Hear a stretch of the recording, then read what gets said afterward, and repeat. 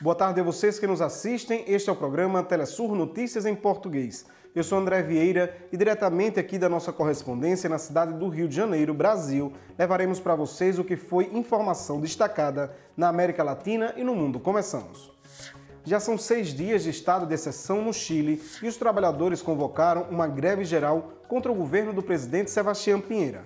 Diferentes organizações sociais compõem a convocatória que pede a renúncia do presidente Sebastián Piñera e garantias de ampliação da saúde pública chilena.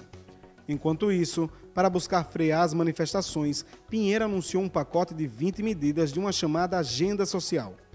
As manifestações começaram no dia 6 de outubro em repúdio ao aumento da tarifa de metrô chileno e seguem condenando a repressão dos carabineiros, a polícia chilena. Segundo os órgãos locais, 23 pessoas foram mortas, 5.485 pessoas seguem presas e 98 estão feridas com gravidade, numa operação que convocou mais de 19 mil agentes. Além disso, o Instituto Nacional de Direitos Humanos denunciou ter encontrado um bunker, onde manifestantes seriam torturados pelos policiais. No Brasil, centenas de pessoas protestaram em frente às embaixadas e consulados do Chile em São Paulo, Minas Gerais e Rio de Janeiro para exigir o fim da violência. Nossa repórter Paula Dracnik nos informa diretamente de Santiago as atualizações. Os movimentos sociais continuam nas ruas em manifestações, mas também em articulações e assembleias para deixar escrito em atas o Chile que queremos. Não querem voltar ao Chile de antes, onde cada cidadão estava escravizado no tema econômico, onde não eram permitidas as manifestações, o direito à vida social, estar em comunidade. Em uma notícia política, foi aprovada a ideia de legislar muito rapidamente as 40 horas semanais. Aplausos, mas não muitos, porque falaram que querem mais.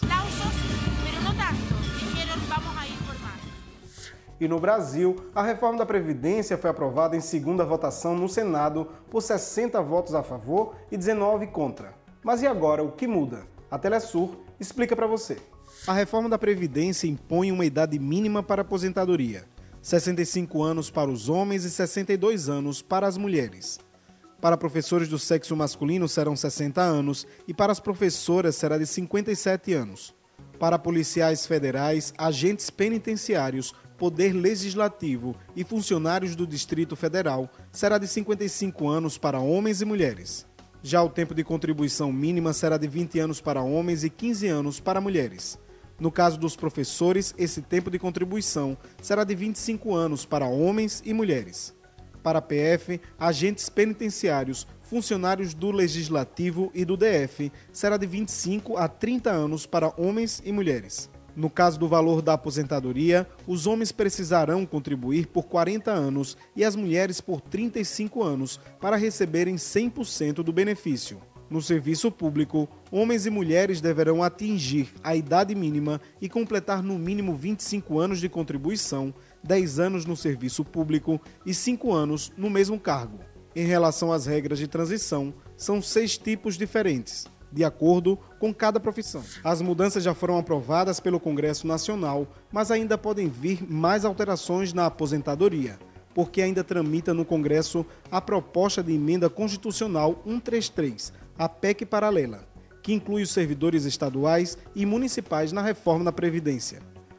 Com a proposta, o governo pretende economizar cerca de 800 bilhões de reais em 10 anos. No entanto, sindicatos e movimentos sociais denunciam que o novo modelo ataca o direito dos trabalhadores e dificultará a aposentadoria de milhões de brasileiros.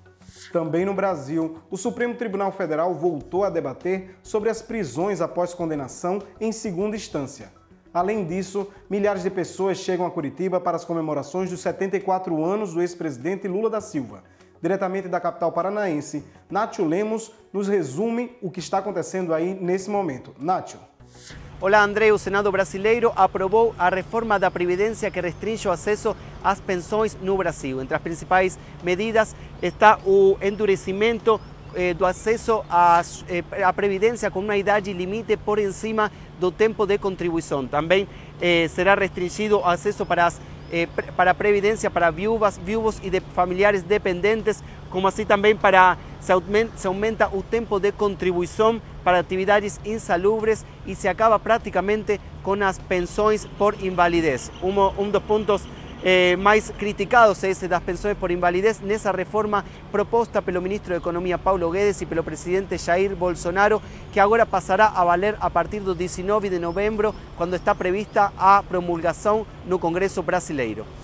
E na Bolívia, segundo dados preliminares, o presidente Evo Morales e seu vice-presidente Álvaro Garcia Linera foram reeleitos no primeiro turno para governar o país no período de 2020 a 2025. Com 46,8% dos votos, Evo Morales e Garcia Linera foram reeleitos com mais de 10 pontos percentuais de diferença do segundo colocado, o ex-presidente Carlos Mesa, do Partido Comunidade Cidadana, que obteve 36,7% da votação. Segundo a primeira contagem, os votos de bolivianos no exterior foram decisivos para a vitória do Movimento ao Socialismo, o MAS, no primeiro turno. As autoridades eleitorais estão na fase de recontagem dos votos e os resultados oficiais serão divulgados em poucos dias. Mais de 6.288.000 bolivianos participaram desse processo eleitoral, que foi acompanhado por mais de 100 observadores internacionais e serviu também para eleger uma nova conformação da Assembleia Legislativa Plurinacional. Antes mesmo da eleição do último domingo, a oposição já afirmava que não reconheceria os resultados se Evo Morales fosse reeleito. Por outro lado, milhares de pessoas marcharam para exigir respeito ao voto e o presidente denuncia que existe uma nova tentativa de golpe de Estado. Convoquei esta conferência para denunciar, diante do povo boliviano e de todo o mundo, que está em andamento um golpe de Estado. Quero ainda dizer que já sabíamos antecipadamente que a direita se preparava com o apoio internacional para um golpe de Estado. E tem mais agenda eleitoral aqui no Cone Sul. No próximo domingo, a população da Argentina vai às urnas para eleger presidente, vice-presidente, senadores e deputados. Diretamente aí de Buenos Aires, Adriana Sivori nos atualiza neste momento. E as forças políticas na Argentina cierram campanha eleitoral. E as forças políticas na Argentina fecham as campanhas eleitorais. O silêncio eleitoral começa na sexta-feira, às 8 da manhã, hora local, e a partir daí serão horas e dias de reflexão. Os principais candidatos fecham campanha fora da capital. Em Mar del Plata, o opositor Alberto Fernandes que lidera as pesquisas.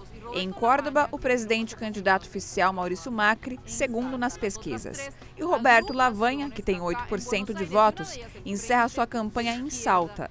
As outras três encerram aqui em Buenos Aires e uma delas, a Frente de Esquerda, faz seu ato de encerramento de campanha em frente ao consulado do Chile, em apoio aos protestos do povo chileno. Os candidatos devem alcançar ao menos 45% dos votos, que são praticamente 33 milhões de eleitores, para ganhar em primeiro turno. Os analistas afirmam que não haverá segundo turno. Os analistas dizem que na Argentina não haverá balotagem. E os uruguaios e uruguaias também têm eleição geral neste domingo. Diretamente de Montevidéu, Mateu Gride nos atualiza neste momento. Falta pouco mais de 24 horas para o início do silêncio eleitoral antes do primeiro turno das eleições nacionais, que serão realizadas no próximo domingo, 27 de outubro. São quase 2.700.000 uruguaios e uruguaias que poderão fazer o uso do seu direito ao voto e deverão eleger presidente, 31 senadores e 99 deputados. Segundo as pesquisas, nenhum partido deve conseguir a maioria absoluta de votos. Dessa forma, as pesquisas indicam uma disputa entre a Frente Ampla pela Situação, que tem entre 42% e 43% das intenções, e o principal partido opositor, o Partido Nacional, que, segundo as pesquisas, terá uma votação entre 25% e 28%. O segundo turno das eleições será realizado no dia 24 de novembro, onde será eleito o próximo presidente de todos os uruguaios. E na Venezuela, ao completar pouco mais de um mês de mesa de diálogo entre o governo e a oposição, foi anunciada a formação de uma nova comissão eleitoral. O grupo, formado por membros do governo e da oposição venezuelana, será liderado pelo vice-presidente de Comunicação, Informação e Turismo, Jorge Rodrigues, e deverá propor uma reforma do Conselho Nacional Eleitoral e elencar exigências sobre o registro eleitoral, auditorias, fiscalização e presença de observadores nas eleições legislativas que devem ser convocadas em 2020. Além disso, outras comissões para discutir partidos políticos e assuntos econômicos. E vamos à Europa, isso porque na Catalunha continuam os protestos de milhares de pessoas que exigem a liberdade dos líderes independentistas condenados pelo Supremo Tribunal Espanhol. A justiça espanhola condenou na semana passada o ex-vice-presidente catalão Oriol Junqueras, os ex-vereadores Raúl Romeca, Jordi Turull e os líderes sociais Dolors Bassa, Jordi Sánchez e Jordi Cuixart, por delitos de rebelião e mau uso de fundos durante o referendo independentista de 1º de outubro de 2017. As penas chegam a 13 anos de prisão, uma sentença questionada por vários juristas. Depois de mais de uma semana de atos nas principais cidades da região, mais de 80 pessoas foram presas e 180 feridas.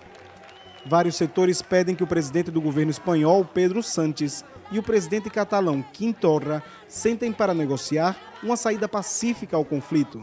E no Reino Unido se aprofunda a crise pelo Brexit, que deveria ser anunciado até o próximo dia 31 de outubro. Na terça-feira, a Câmara dos Comuns não aprovou um acordo de saída do Reino Unido da União Europeia. Diante do novo fracasso, o primeiro-ministro Boris Johnson pediu o aumento do prazo para o Brexit da União Europeia e negociou com o Partido Laborista a convocação de novas eleições gerais como moeda de troca para aprovar a saída do bloco europeu. E no Oriente Médio, após mais de um mês de conflitos entre o exército turco, o exército sírio e milícias curdas pelo controle do norte e nordeste da Síria, o presidente Recep Erdogan da Turquia e o presidente Vladimir Putin da Rússia chegaram a um acordo de cessar-fogo. Diretamente de Damasco, Síria, nosso correspondente Hisham Anus nos atualiza sobre esse contexto. Olá, colegas. Efetivamente, no último dia 22 de outubro, os presidentes da Rússia e da Turquia fecharam um acordo que colocou fim às operações militares turcas em território sírio, conhecido como Fonte da Paz. Este acordo dá um prazo de 150 horas para o recuo das forças curdas, numa distância de 30 quilômetros da fronteira com a Turquia. Além disso, o recuo da polícia militar russa e das tropas sírias na fronteira com a Turquia para vigiar essa movimentação das tropas. Terminadas essas 150 horas, a partir do dia 23 de outubro, se realizará um patrulhamento conjunto entre Rússia e Turquia, a 10 quilômetros da fronteira com a Turquia. Os curdos estão divididos em relação a este acordo, alguns apoiando e outros sendo contrários, mas ainda assim a Rússia afirma que o acordo está sendo cumprido. As chamadas Forças Democráticas Sírias atualmente não têm outra opção que não seja renunciar seu projeto e plano separatista e se incorporar ao processo de reconciliação nacional na Síria. Essa é toda a informação que temos agora. Adiante, por favor. E assim chegamos ao final desta emissão do Telesur Notícias em Português, hoje transmitido aqui diretamente do Rio de Janeiro. Muito obrigado pela sua audiência e até um próximo encontro.